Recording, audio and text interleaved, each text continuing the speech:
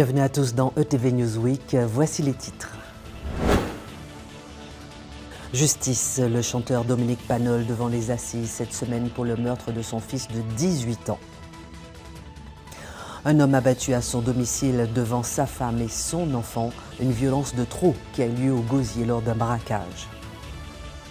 Santé, 67% du personnel inquiet pour l'avenir du CHU, un peu plus d'un an après l'incendie qui a quasi immobilisé l'hôpital. Le port se modernise, objectif accueillir de plus grands navires avec des produits pour la Guadeloupe mais également pour les îles voisines. On commence avec le procès de la semaine qui secoue les Guadeloupéens en termes d'émotion. C'est celui de Dominique Panol, accusé d'avoir tué son fils il y a 6 ans. L'artiste a comparu libre, sous contrôle judiciaire, et cette liberté relative en dit déjà long sur les circonstances du drame. Marius Mathieu a suivi le procès cette semaine.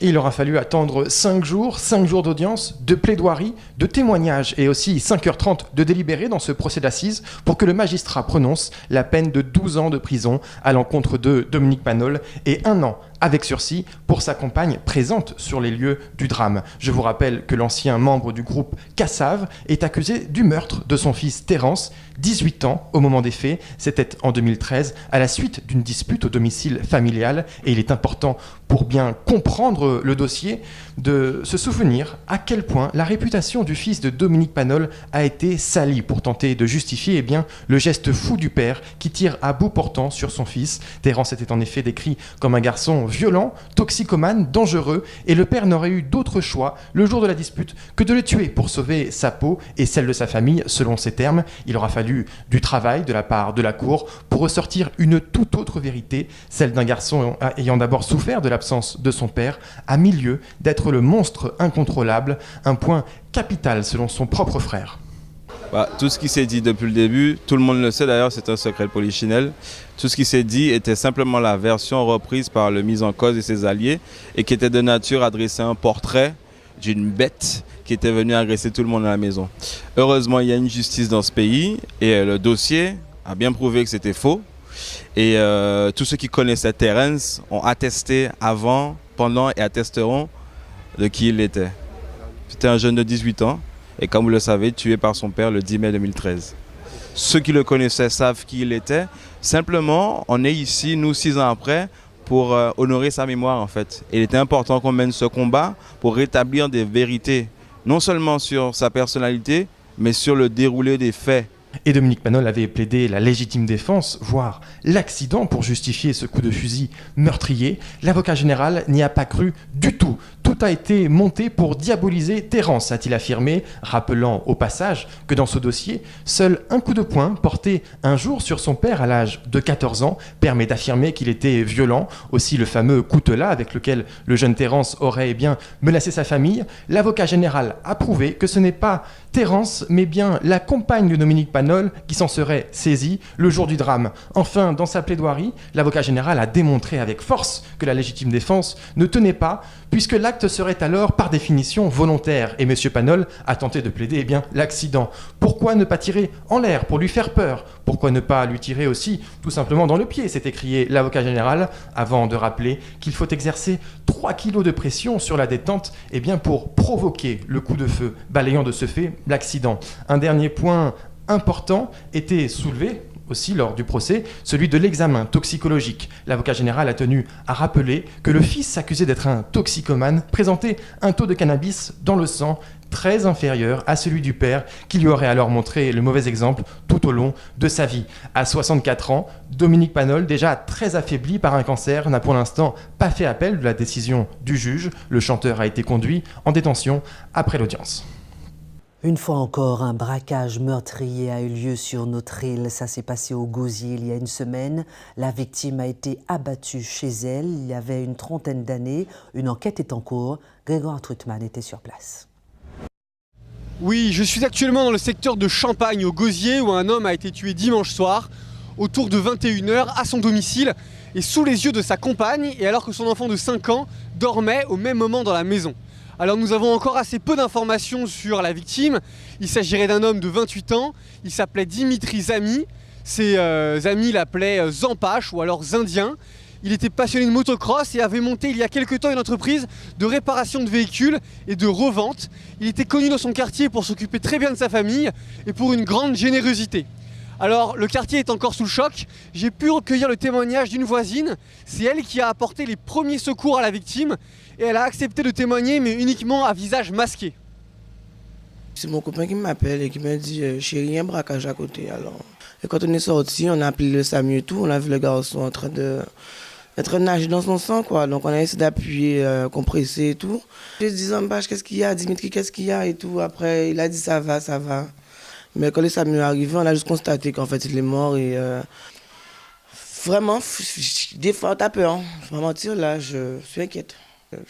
Je suis un peu choquée, j'ai pas encore dormi, je trouve que c'est hallucinant. D'après les premiers éléments de l'enquête, il s'agirait d'un braquage qui aurait mal tourné. Le butin serait d'ailleurs assez faible, il y aurait un sac à main, un collier et les clés de l'entreprise de la victime. Alors après 4 jours d'enquête, les policiers ont procédé à 3 interpellations et les suspects ont été immédiatement placés en garde à vue. Pourquoi cette ultra-violence devant la femme de la victime, devant son enfant? On va écouter l'avocat de la victime, Charles Récopé, au micro de Camille Riroal. La famille a besoin de vérité, a besoin de savoir pourquoi ces gens sont allés à cette extrémité, pourquoi il y a eu cette violence, pourquoi on est allé jusqu'à dépouiller le blessé au sol, parce que non seulement non contents de lui avoir tiré dessus, ils sont allés jusqu'à lui arracher sa chaîne de cou en demandant à la compagne de l'enlever alors qu'il était gravement blessé et agonisant. Donc tout cela effectivement est très dérangeant. Alors les circonstances, elles sont établies, sont des circonstances d'ultra-violence, avec un crime en bande organisée, puisqu'il y a plusieurs auteurs, que l'agression a lieu au domicile, en présence de jeunes enfants, en présence de la femme. Et ce qui est certain, c'est que dès lors que par ruse, les agresseurs ont réussi à lui faire ouvrir la porte à cette jeune femme, ils se sont rués sur elle en lui demandant les clés du scooter de la victime. Donc, si vous voulez, le mobile crapuleux, la volonté, si vous voulez, de voler, elle est établie. Et par suite, malheureusement, Dimitri n'a voulu que protéger cette femme qui était sa compagne, la mère de son enfant. Et c'est pour ça qu'ils l'ont tuée, simplement. On parle souvent du mal-être du personnel hospitalier d'une manière générale. Ici, en Guadeloupe, un peu plus d'1 an après le désormais célèbre incendie du CHU, on peut imaginer l'inquiétude du personnel pour son avenir. Trop de questions restent encore sans réponse. Marius Mathieu. Une enquête qualité de vie au travail des médecins du CHU de Guadeloupe s'est tenue du 28 janvier au 15 février dernier. Près de 189 employés, médecins ou membres du corps médical ont répondu à un questionnaire de satisfaction. Avec un taux de réponse de 98%, les résultats publiés au sein de l'établissement le 13 mars dernier semblent révélateurs. Ainsi, les statistiques mettent en lumière des conditions de travail souvent exécrables pour le personnel médical, avec un mode de gouvernance largement pointé du doigt. 80% de l'effectif médical ayant répondu à l'enquête se dit insatisfait de la manière dont il se sent considéré dans l'établissement. Pire encore, ils sont tout autant à penser que leur condition de travail n'est pas une priorité pour le CHU. 100% des chefs de service interrogés affirment ne pas détenir l'équipement et le matériel nécessaires pour réussir leur mission, un chiffre confirmé par 92% des médecins participants. Seul un quart des médecins interrogés estiment que la direction des affaires médicales de l'établissement est à l'écoute de leurs besoins. Il est alors possible de se demander ce qui retient les médecins à travailler ici. 72% affirment recevoir une reconnaissance suffisante de leur travail par les patients. Enfin, 77%, soit une majorité de l'effectif médical, affirment travailler dans une ambiance qui ne leur convient pas. 67% d'entre eux déclarent même avoir perdu confiance en l'avenir. Direction la résidence des Calbassiers aux Abîmes. À présent, les habitants n'en peuvent plus de vivre dans des conditions insalubres et même dangereuses. Ils dénoncent une mauvaise gestion de la résidence par la SIG de Guadeloupe. Voici le reportage de Camille Riroal. Quand on entre dans la résidence, les Calbassiers aux Abîmes, c'est son caractère tranquille et apaisant qui ressort. Mais à l'intérieur des murs, le climat n'est pas le même. Infiltration d'eau, d'urine ou même d'excréments sur les murs, la situation est devenue invivable pour les habitants concernés. C'est le cas de Lydia. Alors là, à l'entrée de la maison, là, vous voyez, la porte là, il y a le cadre. Tout ça, c'est abîmé. Quand il pleut, l'eau, ça pénètre et ça va jusque derrière la télé. Dans ma chambre, c'est pareil. La cuisine, c'est encore pire. On aurait dit que c'est les égouts, ça remonte. Dans ma chambre là, les carreaux sont partis, regardez bien, vous avez vu, ça s'est décollé. Et du coup, quand il pleut, l'eau, ça s'infiltre et ça arrive jusqu'ici. Quand je me réveille le matin, je vois qu'il y a de l'eau, je prends ma serpillière. Si la dame, la personne n'est pas encore arrivée, je prends ma serpillière et puis voilà quoi. Je suis parce qu'il y a beaucoup d'eau et il y a du courant qui passe là.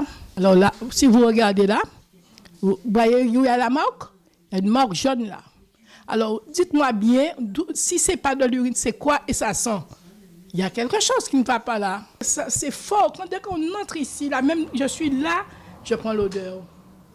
Et tous les jours, la dame qui travaille désinfecte, tout le monde désinfecte. Même moi, quand je rentre, je désinfecte. C'est invivable, c'est invivable. L'association des locataires demande ainsi au bailleur social de répondre à ses obligations. Il s'agit de la Société immobilière de Guadeloupe qui a assuré avoir été mise au courant du problème. Des travaux devraient commencer alors cette semaine. En attendant, les 294 locataires attendent de trouver dans leur résidence le havre de paix qu'ils imaginaient. Et maintenant, direction Trois-Rivières, où un stade tout neuf, tout beau a été laissé à l'abandon. Des jeunes auraient pu l'utiliser, faire du sport, faire naître des carrières de sportifs. Eh bien non, il est fermé. Pourquoi? Réponse, Marius Mathieu.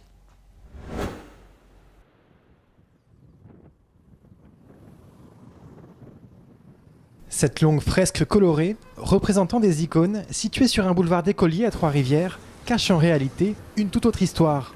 Celle d'un stade à l'abandon depuis près de 7 ans, plusieurs fois rénové, mais pourtant jamais fréquenté par la jeunesse locale. Le projet financé par la région, porté à l'époque par Victorien Lurel et Hélène Vainqueur, n'aurait pas été poursuivi après l'élection de Harry Chalus à la tête de la région en 2015. Une situation désespérante ici pour le corps enseignant. Une structure telle que celle-là, c'est une structure qui est dédiée à la jeunesse et elle est fermée. Alors, on a des générations de jeunes qui sont passés et qui n'ont pas pu bénéficier d'un enseignement ou d'une formation dans ce domaine-là. On sait bien que l'athlétisme en Guadeloupe, c'est un des points forts de nos spécialités. À mon époque, dans le domaine de l'athlétisme et du demi-fond, les jeunes de Trois-Rivières s'imposaient. Quand on n'a pas un endroit où on peut regrouper la jeunesse et faire travailler cette jeunesse, la mobiliser, la garder sur des activités saines, on sait très bien qu'elle nous échappe et qu'elle se retrouve un peu ailleurs. Je m'avance peut-être en disant rien n'est fait, mais enfin je constate que le stade est fermé, que nous n'en avons pas l'utilisation. Une utilisation du stade impossible, cela aurait un impact important sur les clubs de sport de la ville, avec une baisse vertigineuse du nombre de licenciés. On avait l'athlétisme qu'on a dû arrêter parce qu'on ne pouvait plus pratiquer. On a essayé d'aller sur Capesterre, mais c'était compliqué pour les parents d'amener les enfants à Capesterre, donc on a mis en sommeil cette section-là. Donc ça se traduit par une baisse de licenciés, forcément. Donc on estime entre 150 et 200 licenciés de perdus quand même depuis l'indisponibilité du stade. Et ça a aussi un impact financier, puisque notamment pour l'équipe de football, les équipes de football, cela signifie qu'on joue tout le temps à l'extérieur. Parfois, ça nous arrive de recevoir des équipes à Bouillante. Donc, ça veut dire que quand on reçoit Bouillante, il faut payer la location du stade de Bouillante et il faut payer aussi un transport pour amener les joueurs à Bouillante. Donc, on estime que c'est à peu près 9 000 € de plus de budget de déplacement. Un surcoût temporaire, financé gracieusement par la municipalité locale. La construction du stade sur une zone marécageuse rendrait difficile l'avancée des travaux. La mairie de Trois-Rivières promet une réhabilitation complète du site d'ici la fin de l'année 2019. Qui se rend à Pointe-à-Pitre en se disant qu'il va trouver une place pour se garer? Plus personne, je crois. En réalité, les places se font extrêmement rares depuis de nombreuses années et les tarifs en augmentation viennent d'être publiés. Reportage Grégoire Tutman. Tous les automobilistes le savent, tenter de se garer au centre-ville de Pointe-à-Pitre, c'est plusieurs dizaines de minutes de perdu. Et surtout, c'est payant. La mairie vient de publier le nouveau tarif du forfait post-stationnement, c'est-à-dire les amendes à payer si vous ne réglez pas le parc-mètre. Dans l'hypercentre, ce montant peut atteindre 20 € et sur les zones plus excentrées, il peut aller jusqu'à 10 €. Mais pour les habitants, ce n'est pas le montant qui pose problème. Ils peuvent mettre des parkings payants, oui je suis d'accord, mais partout non, parce qu'il y a des personnes qui n'ont pas les moyens. Pour moi, le problème, c'est pas de payer, c'est de trouver la place, quoi. Parce que s'il faut payer, qu'on puisse avoir une place. Par rapport à ma profession, quand on arrive à côté du palais, il est quasiment impossible de se garer. Hein.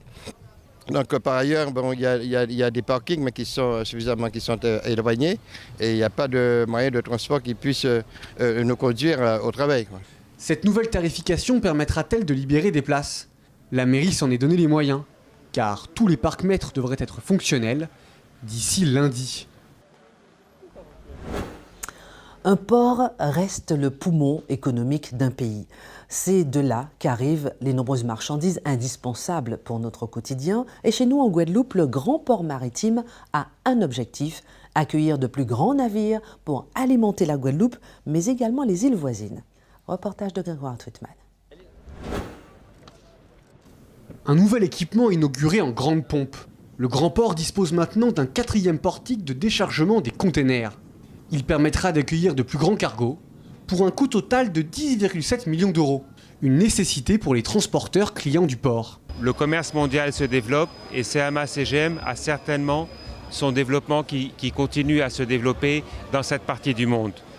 CMA-CGM a décidé d'augmenter la taille de ses navires et cela va de pair aussi avec les investissements que fait le Grand Port Maritime de Guadeloupe avec ce 4e portique. Par cet investissement, l'archipel restera relié au grand port d'Europe. Mais il permettra surtout de développer une nouvelle activité économique, en faisant du port un point de départ de plus petits bateaux, partant approvisionner d'autres îles de la Caraïbe. Quand les bateaux sont plus grands, cette capacité supplémentaire, elle n'est pas pour la Guadeloupe, parce que la population de la Guadeloupe ne croît pas dans ces proportions-là. Et donc ce qui se passe, c'est que ça ouvre un nouveau business.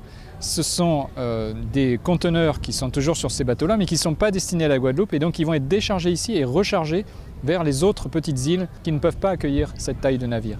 En 2018, sur les 220 000 conteneurs déchargés sur le port, 65 000 repartaient vers d'autres îles. Il y en aura un tiers de plus en 2019. Le port de Pointe-à-Pitre, du point de vue stratégique, a toujours été considéré comme un maillon essentiel du développement économique. On avait considéré qu'il fallait monter en compétences et se saisir de l'opportunité de l'ouverture du canal de Panama parce que les lignes maritimes allaient être modifiées et on savait pertinemment qu'ici, en Guadeloupe et en Martinique, il y aurait besoin d'avoir ce port intermédiaire. Et c'est tout le sens de l'engagement du Grand Port, de faire les investissements pour accueillir des bateaux de plus en plus importants. Le Grand Port représente 1500 emplois.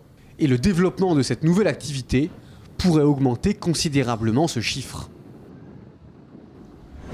95% des jeunes qui rentrent dans les centres de formation ne seront pas des sportifs professionnels. C'est un chiffre qu'on affiche très rarement. Tony Parker, la star du basket international, a décidé de former des sportifs avec le mental du sportif, l'entraînement du sportif, la volonté du sportif, mais également formés et prêts à être embauchés dans une entreprise. L'académie de Tony Parker est en marche. Elle est à Lyon, mais ses membres sont venus en Guadeloupe. On écoute le directeur de l'académie au micro de Hervé Gaillon. Permettre aux jeunes de s'épanouir et de construire leur avenir. Tel est l'objectif de l'ancien basketteur en équipe de France Tony Parker, grâce à l'ouverture de la Tony Parker Adequate Academy. Malheureusement, 90% des jeunes sportifs à fort potentiel et qui sont dans les différents centres de formation ne seront pas professionnels.